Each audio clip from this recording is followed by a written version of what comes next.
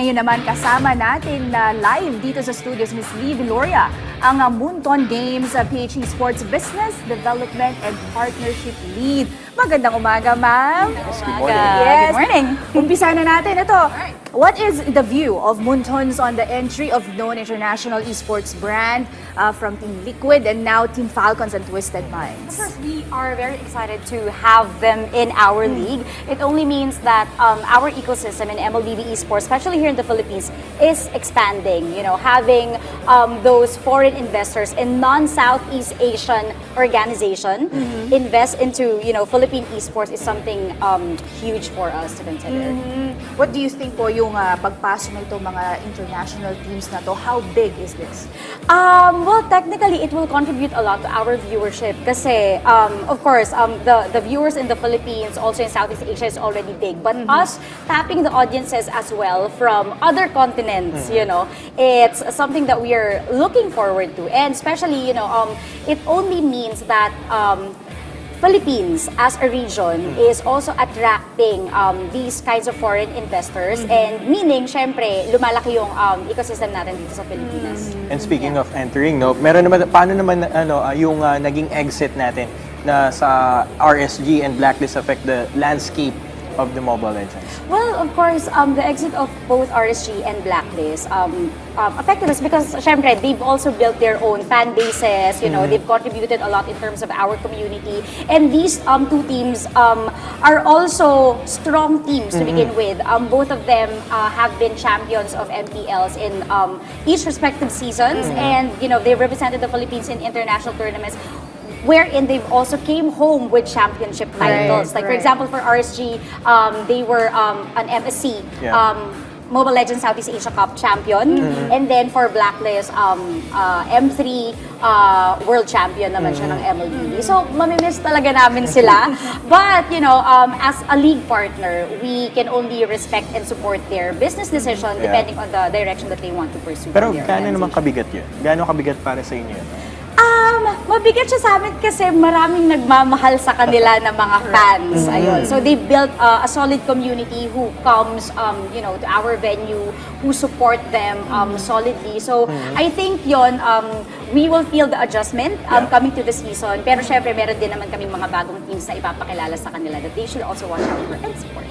Right. Well, you mentioned the new teams coming in. What do you think? How will the fans, welcome them? Paano sa tingin mo yung magiging pagyakap din ng mga gamers sa bagong mga koponan na papasok this season? Well, of course, any team naman, for as long as pinapakita nila na they're really competitive, and if they are teams and players that that our community should look up to, for sure naman they will earn the respect of of our teams, even if they are new teams, and it's something that everyone in the whole ecosystem is actually excited about.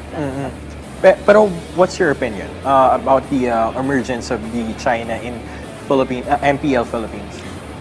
Well, technically China, opening Mobile Legends or actually, an esports team in China is exciting. It makes, it adds spice. Kasi alam naman natin na ang game namin, ang Mobile Legends, is developed also in China. And compared to other Southeast Asian countries, alam na natin that those countries like China, Korea, nasa kultura na talaga nila ang gaming. So, it will add more challenge. It will keep us on our toes, especially the Philippine esports team. Well, you mentioned the challenge, you mentioned the excitement, pero marami, pag nanonood lang sila ng games, lalo na yung hindi masyadong familiar sa ML, how exciting and challenging is this tournament and the game itself? Okay, so for the game itself, of course, if you are a gamer already,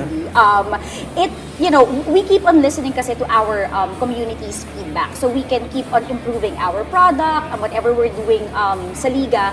And one of the things also that we are also working on and we are trying to expand and develop is the engagement activity that we are bringing in our MPL playground. So pagpunta ng mga audience in our venue, they don't just get to watch the tournament, but there are also other engagement touch points that we are offering to them para it's a full experience when they go to the venue.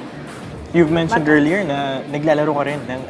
Hindi ka nag-start ka na hindi naglalaro. Yes, when I started my career in Moonton, I wasn't really a die-hard fan of MLBB. But of course, as someone who has a role inside the organization, I have to understand our product, and doon ko naintindihan kung bakit nahuhook yung mga tao. Okay. Well, now tell us about your opinion as, Mobile Legends is the second most watched esport title last year. Well, it's something that adds feather in our hat. Especially there are a lot of games that were developed and was released before MLBB. So, going up to the ranking, it's a milestone for us. It's a milestone for us, considering that, there are harder game, more challenging games na mas matagal na sa amin, pero nakakahabol tayo. I think also because of the accessibility. And, yun nga, we keep on improving our product, so, hindi siya nakakabore. Yes. At eto na nga, meron tayong Olympic Esports game. So, ano masasabi mo about dito? Any thoughts about it? Well, as of date, the game titles hasn't been released or announced yet.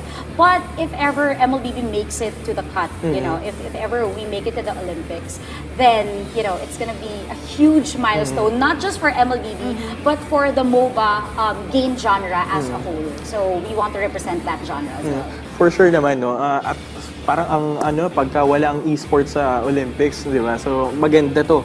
Pero para sa'yo, gaano kalaki to para sa esports community? Kasi lumalaki, unti-unti tayo lumalago.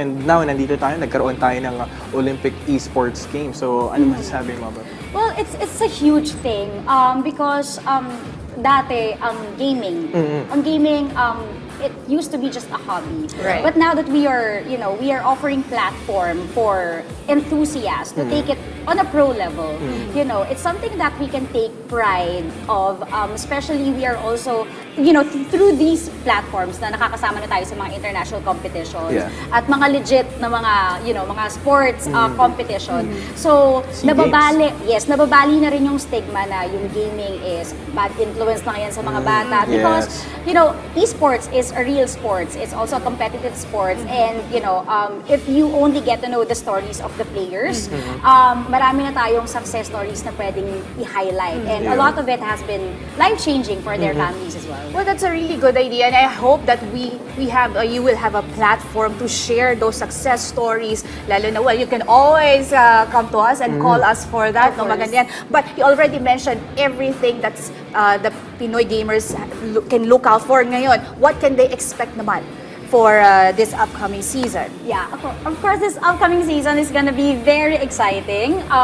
Yung roster reveal pa lang natin sa MPL PH Season 15, it's something that a lot of fans and the community is already, waiting for. So, yun, marami tayong activities also, engagements and collaborations as well with brand partners that are coming in for this upcoming season. So, do watch out for that. Ayan.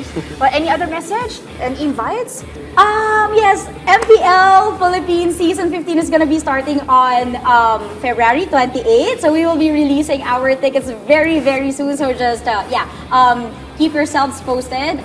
Tune into the MPL page as well on Facebook and Instagram. Ayan, maraming salamat for joining us this morning, Ms. Thank you Eve, as well. Veloria, and good luck to your you. upcoming tournaments. Thank you. Punta kayo Yes, of course. Kailangan ko ma-witness yan live. Oo, try mo rin. Oo.